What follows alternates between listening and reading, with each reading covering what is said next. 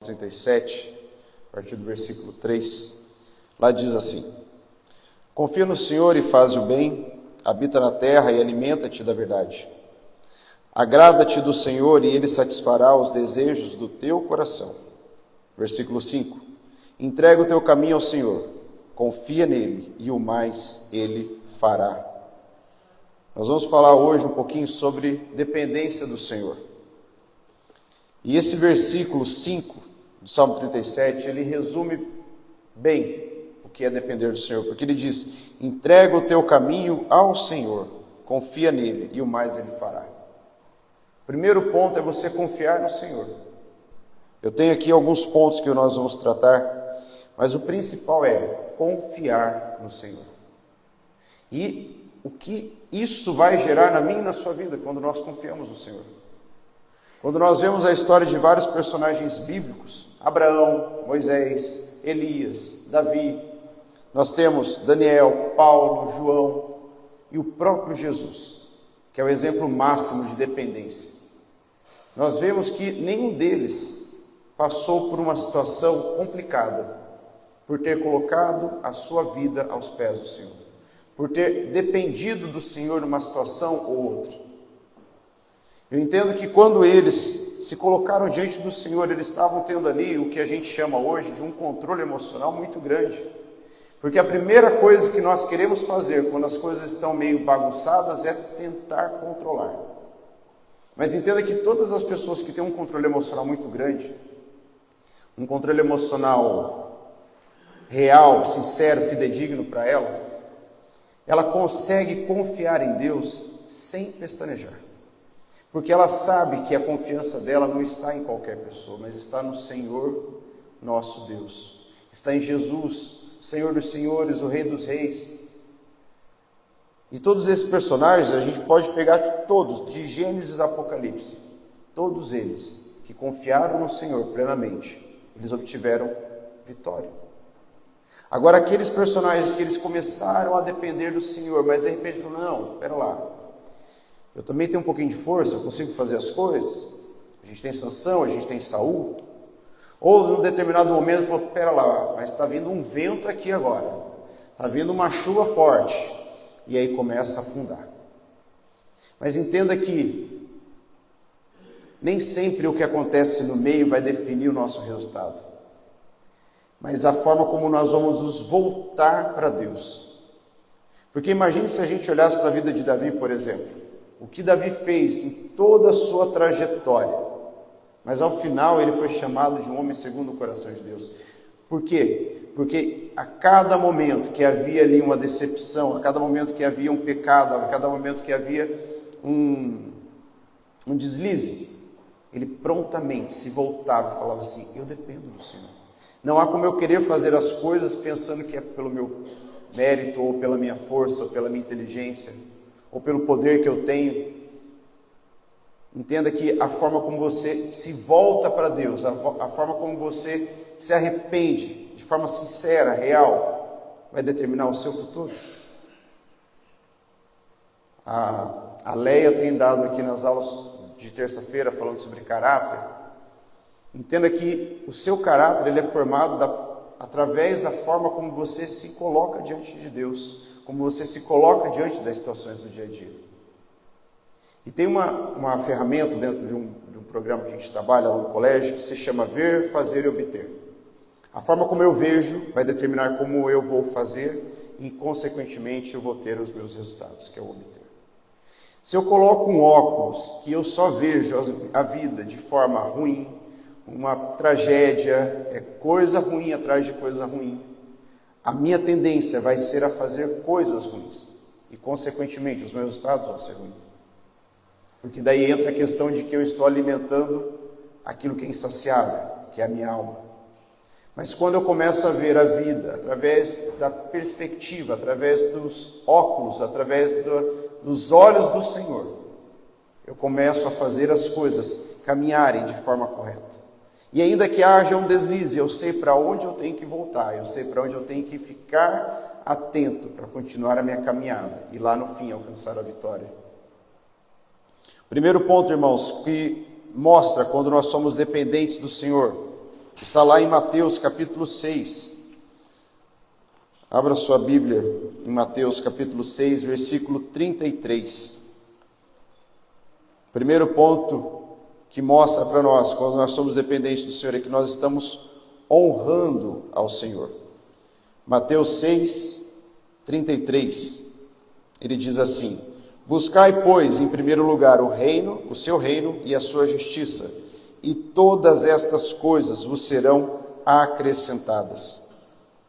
Se a gente pegar desde o versículo 25 e vir até o 34, a gente começa a entender que nós não precisamos de ansiedade na nossa vida.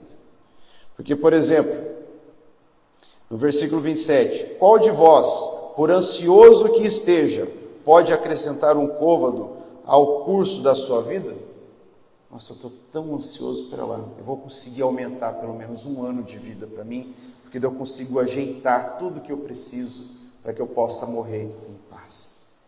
E não é possível. E a ansiedade, ela tem sido gerada no nosso coração, e normalmente a gente quer acarretar a ansiedade normalmente só para as crianças e para adolescentes, e colocar que a culpa é somente da tela. Mas veja que hoje nós temos uma sociedade ansiosa. Não é apenas criança, mas é criança, é adolescente, é jovem, é adulto, é idoso. É de uma forma geral, e essa ansiedade ela vem tomando conta do nosso coração a cada dia. Assim como o pecado, que ele vem aos pouquinhos, se a gente não cuidar, ele nos abraça, ele nos aperta. E a ansiedade ela vem aos poucos. É numa música, é num noticiário, é num tempo de tela, vendo foto. E aquilo vai gerando, e aquilo vai trazendo para nós o quão distante nós estamos do nosso Senhor.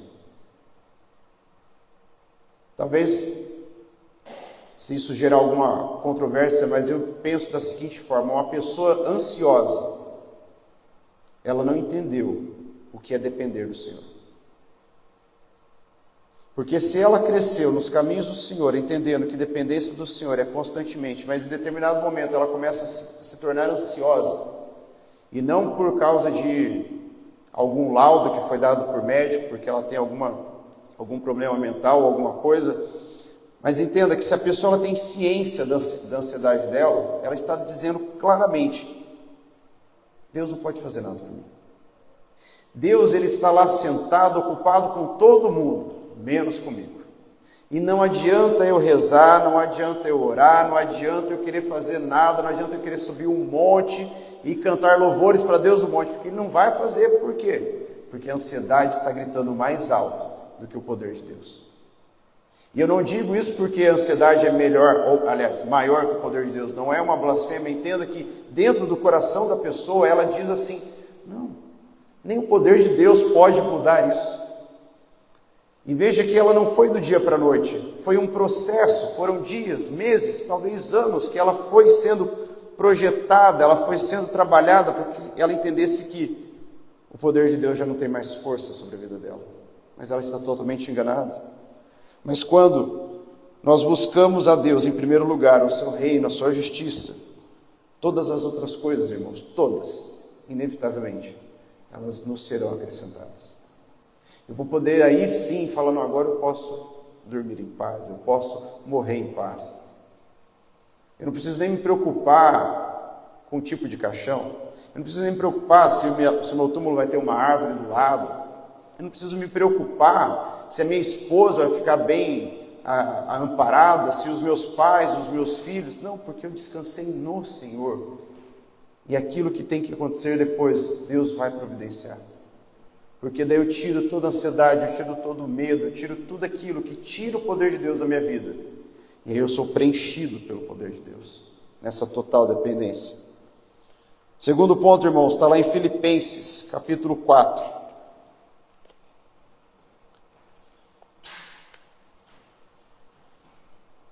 Filipenses, capítulo 4, a partir do versículo 11.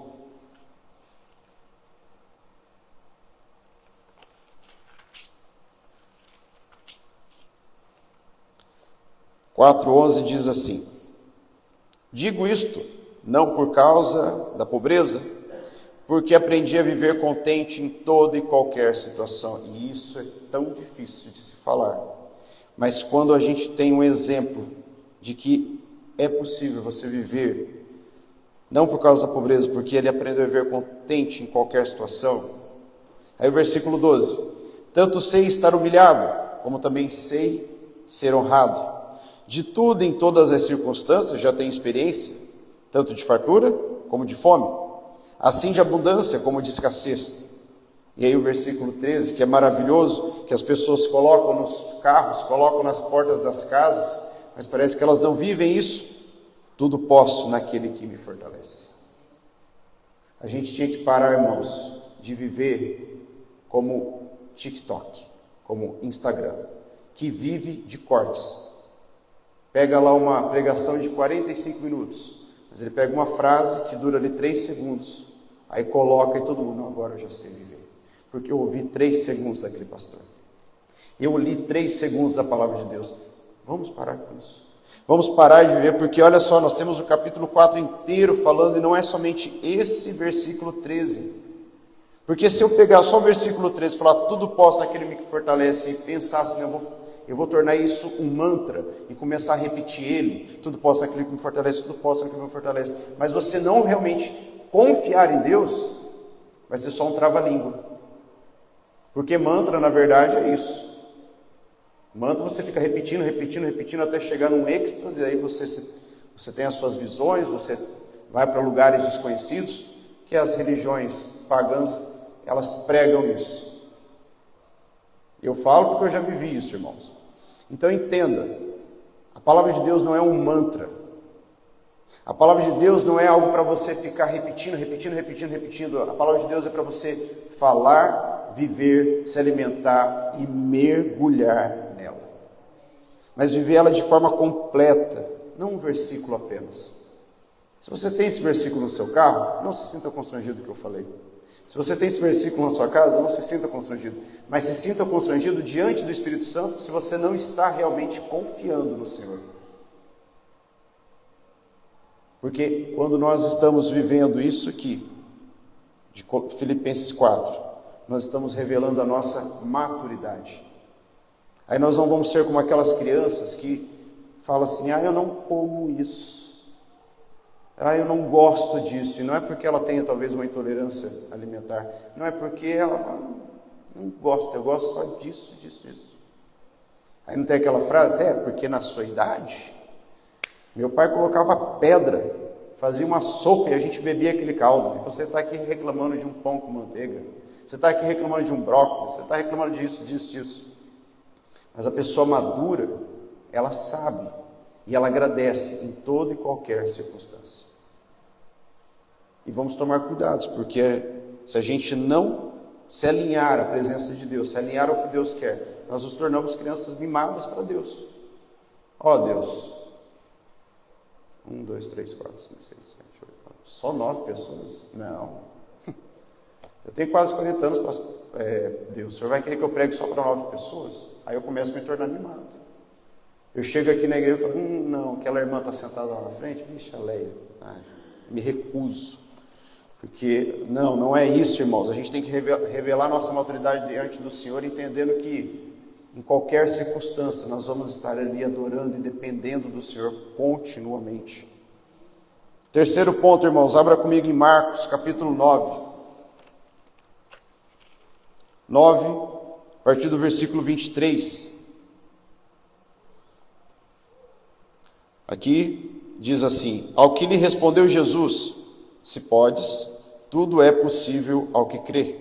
Aí o 24, e imediatamente o pai do menino exclamou com lágrimas, eu creio, ajuda-me na minha falta de fé. Quando nós mostramos dependência do Senhor, nós estamos fortalecendo a nossa fé. Nós estamos sendo moldados. Quem estava aqui ontem na aula do Instituto Bíblico, quando a gente olha para a história de Jó, os 4 amigos de Jó, eles chegaram a uma conclusão. Você está sofrendo por causa dos seus pecados. Mas um deles, que foi Eliú, ele diz o seguinte, você está sofrendo por causa dos seus pecados. Mas Jó, é no seu sofrimento que Deus vai te aperfeiçoar. É no sofrimento que Deus aperfeiçoa o justo. Por isso, eu não posso em nenhum momento dizer, no momento de sofrimento, falar assim: Deus, por que o Senhor fez isso comigo? Que injustiça! Ou falar como criança: ele também fez, o Senhor não falou nada. Ele levantou e o Senhor não chamou atenção. Porque isso eu escuto muito das minhas crianças lá no colégio, dos meus alunos. Mas ele também fez isso, o Senhor não falou nada. Eu falei: mas eu não vi. Eu vi você fazendo a bagunça. E eu também vou chamar a correção dele, mas nesse momento é a sua. E se eu não tomar cuidado, eu começo a tratar Deus assim. Uma criança mimada, birrenta, que fala: não, o Senhor fez lá, também vai fazer aqui. Não fez lá, não vai fazer aqui. E não é dessa forma que Deus age comigo e com você. Não é dessa forma que nós vamos fortalecendo a nossa fé. E talvez você pense: por que é que eu estou passando por esse momento na minha vida? Entenda, se você tem sido justo diante do Senhor, esse momento que você está passando, esse sofrimento que você está vivenciando, é porque Ele está fortalecendo a sua fé. Quando a gente olha para a história de Elias, Elias não ficou escondido numa caverna, sendo alimentado por pássaros 2 vezes ao dia, bebendo água de um riacho que aos poucos ele via secando, se tornando barrento, porque ele simplesmente tinha dito lá para o rei que não ia chover enquanto ele não voltasse ali e proferisse uma palavra de chuva. Naquele momento de sofrimento, e ele tendo que depender de Deus, para que depois, no outro momento, Deus falasse assim: agora você vai lá para Sarepta de Sidom, que uma viúva vai te dar de alimento. Olha só a dependência de Elias, ficar ali bebendo aquela água barrenta que foi acabando aos poucos. Depois ele vai depender de uma viúva, que ele nem sabia quem era, mas ele foi na dependência do Senhor. Porque 3 anos e meio para frente ele nem tinha ideia do que iria acontecer. Ele ia subir um monte, e ele ia ver lá mais de 80 ou 100 profetas de Baal, que rodaram, fizeram buraco na terra, de tanto que eles andavam ao redor do altar que eles haviam construído, e não veio uma gota de água do céu. Mas naquele momento ele estava tão ali, presente no Senhor, sendo cheio do poder de Deus, que ele simplesmente: Senhor, o teu povo está aqui, envia fogo do céu. E veio um fogo consumidor que consumiu a palha, consumiu a madeira, consumiu as pedras, consumiu a água, e tudo se sumiu. E aí o povo gritava: glórias a Deus. É assim que vamos sendo fortalecidos na nossa fé, de ponto em ponto. Mas seja justo, irmãos. Não o justo seu, a sua justiça, porque a sua justiça é falha, a minha justiça é falha, mas quando nós vivemos na justiça do Senhor, nós somos engrandecidos na presença do Pai. Quando nós vivemos na justiça do Pai, nós conseguimos alcançar aquilo que Ele deseja para as nossas vidas. Porque, irmãos, se a gente dependesse da nossa própria justiça, creio eu que tudo estaria 50 vezes pior do que já está em todas as esferas, tanto municipal, estadual, nacional, mundial, com que se diz a relação às desgraças que têm acontecido no mundo. 4º ponto, irmãos, Jeremias capítulo 17. Jeremias 17, a partir do versículo 5.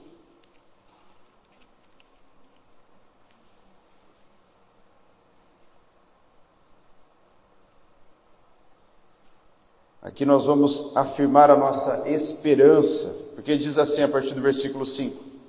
Assim diz o Senhor: maldito o homem que confia no homem, faz da carne mortal o seu braço e aparta o seu coração do Senhor. Porque será como um arbusto solitário no deserto, e não verá quando vier o bem. Antes, morará nos lugares secos do deserto, na terra salgada e inabitável. Versículo 7. Bendito o homem que confia no Senhor e cuja esperança é o Senhor. Porque ele é como a árvore plantada junto às águas, que estende as suas raízes para o ribeiro e não receia quando vem o calor, mas a sua folha fica verde.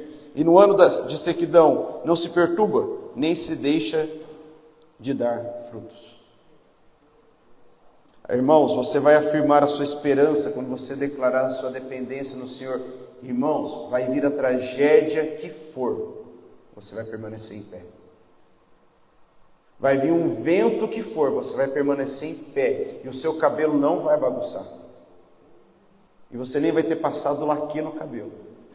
Porque quem vai ter te protegendo é o Senhor, o nosso Deus. É como os homens que foram jogados na fornalha e ao sair de lá foi constatado que não tinha cheiro de queimado, não tinha roupa queimada, não tinha nada, nem um fio de cabelo do braço, nada, eles estavam intactos. Porque naquele momento, eles estavam confiando no Senhor. E aí eu vou falar aquilo que eu normalmente não gosto. Mas e se? Eu sempre digo que o e se, em alguns momentos, ele é diabólico na nossa vida. Mas e se acontecesse alguma coisa? Eles estariam entregues nas mãos do Senhor. E o Senhor lhe daria ali uma resposta para aquele povo a partir daquilo.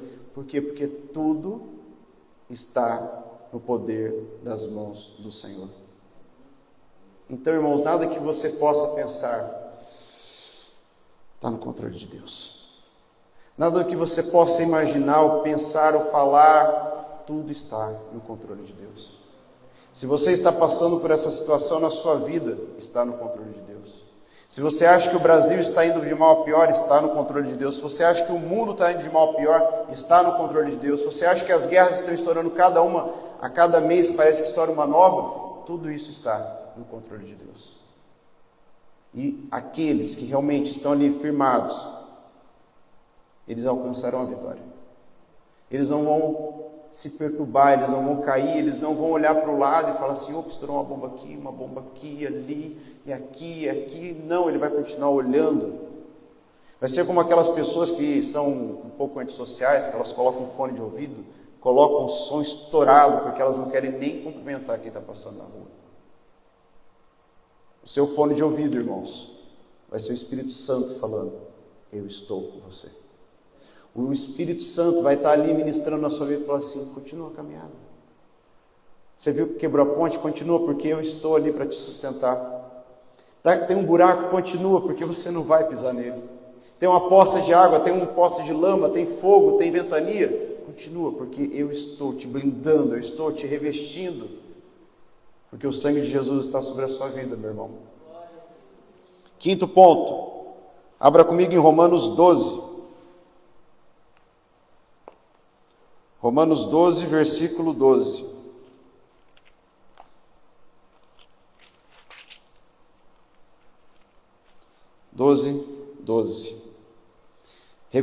Regozijai-vos na esperança, sede pacientes na tribulação, na oração perseverantes. Regozijai-vos na esperança, sede pacientes na tribulação e perseverantes na oração. Aqui, irmãos, nesse momento, a dependência do Senhor vai produzir na sua vida aquilo que a gente costuma de falar de pavio curto, mas ele vai produzir uma paciência tão grande que esse pavio você vai ter que comprar um carretel muito grande para ficar enrolando ele, enrolando.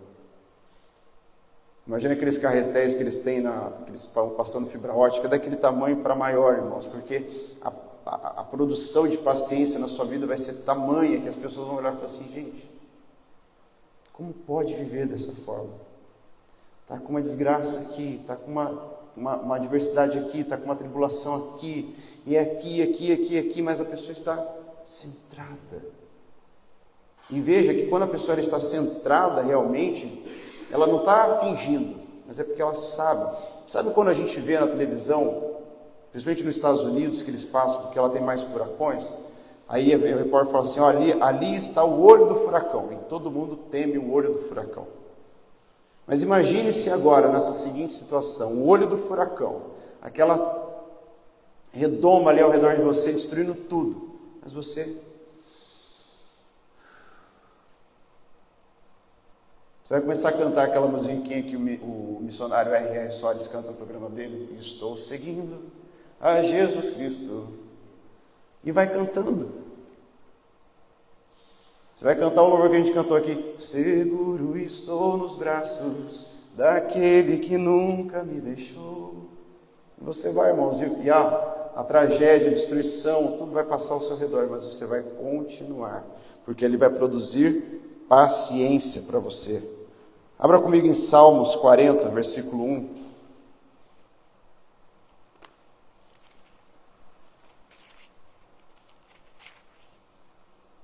Salmo 40, versículo 1 diz assim, esperei confiantemente pelo Senhor. Ele se inclinou para mim e me ouviu quando clamei por socorro. É isso que você tem que viver na sua vida todos os dias, irmãos. Esperar confiantemente no Senhor, porque Ele vai te ouvir. E não pense que Deus está lá, como os filmes retratam, com uma tabelinha de lista, e fala assim, espera lá, agora eu tenho que atender a Leia. O Rafael é o 15º da lista, espera lá, o Rafael que espere. Agora é a tia Lu, agora é a Beth. Rafael, agora entrou um aqui que é mais emergencial que o seu. Não, irmãos, Deus não é o sistema do SUS, e não estou criticando o SUS, entenda isso, mas quando você chega lá no PA, por exemplo, não tem uma tabela, de acordo com o seu problema, você vai entrar. Se for muito grave, você já vai para a lista vermelha, que é o 0 tempo de espera. Agora, se for uma coisa, não, eu estou com uma tosse aqui, não, você vai ficar no verde aqui, que é acho que de 120 a 240 minutos. Deus não tem essa categorização, porque Deus ele olha exclusivamente para você. Mas você tem que entender que você tem que estar vivendo nos caminhos do Senhor. E o último ponto, irmãos, que talvez seja um dos versículos mais bonitos que tem na Bíblia, sem excluir os demais, claro, mas está lá em Gênesis 22, versículo 8. Gênesis 22, versículo 8.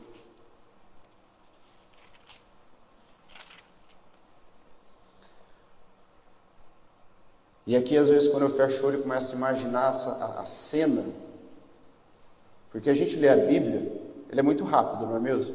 Parece que Abraão saiu um dia, já estava no outro dia, aconteceu tudo. Mas quando a gente vai estudando, a gente vê que ele andou pelo menos ali uns 3, 4 dias. E tranquilamente, né? Puxando o burrinho dele, o filho do lado, mais um servo. E se a gente pensar que o filho dele fosse uma criança, estava assim, papai já chegou? Papai, cadê aquela coisa? A gente já chegou? Está muito longe? Pai, eu estou cansado, posso montar no burrinho? Me pega no colo?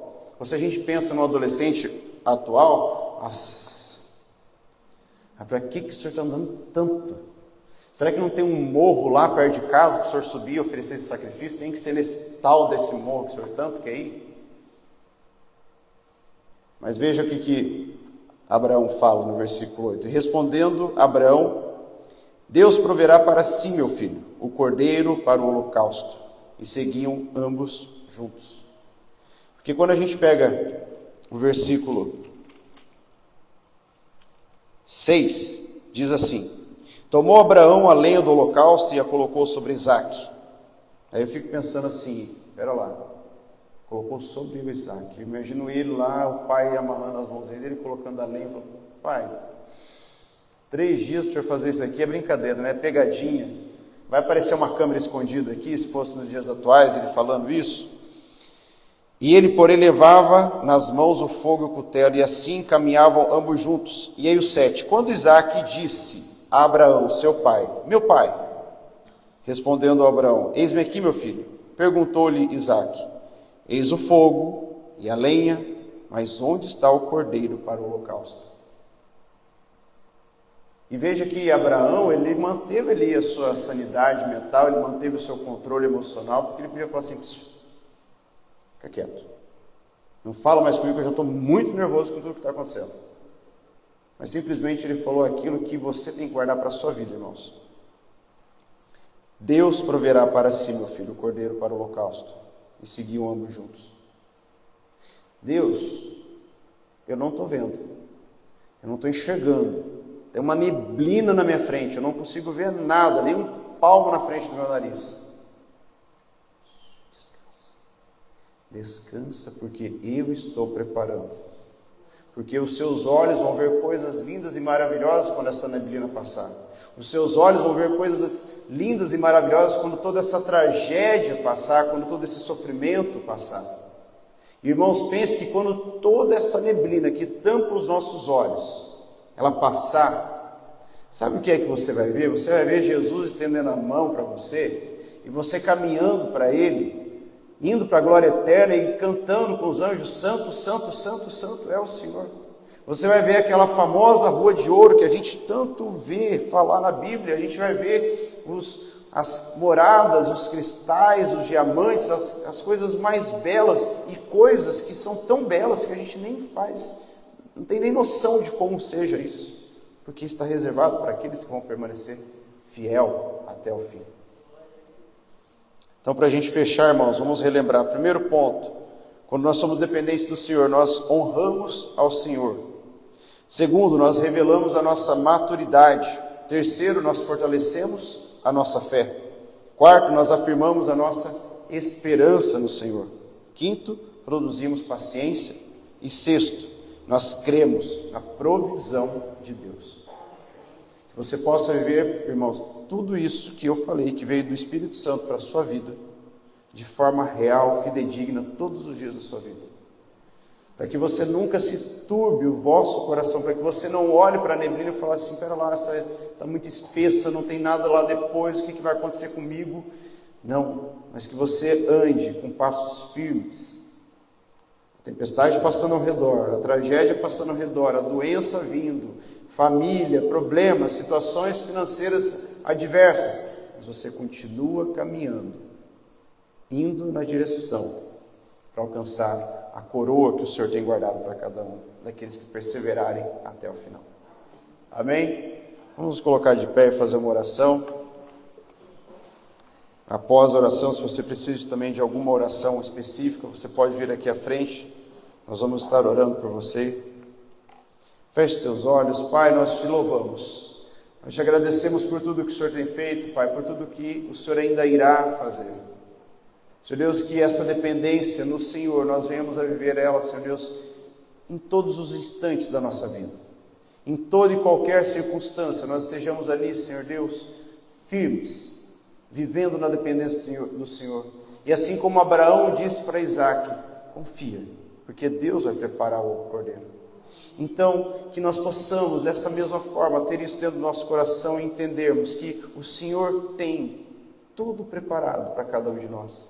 Que o Senhor tem tudo pronto, já esquematizado, já tudo planejado para cada um de nós e que nós só precisamos depender, viver no Senhor, com alegria no coração, buscando todos os dias, nos arrependendo todos os dias das coisas erradas que fazemos e sendo verdadeiros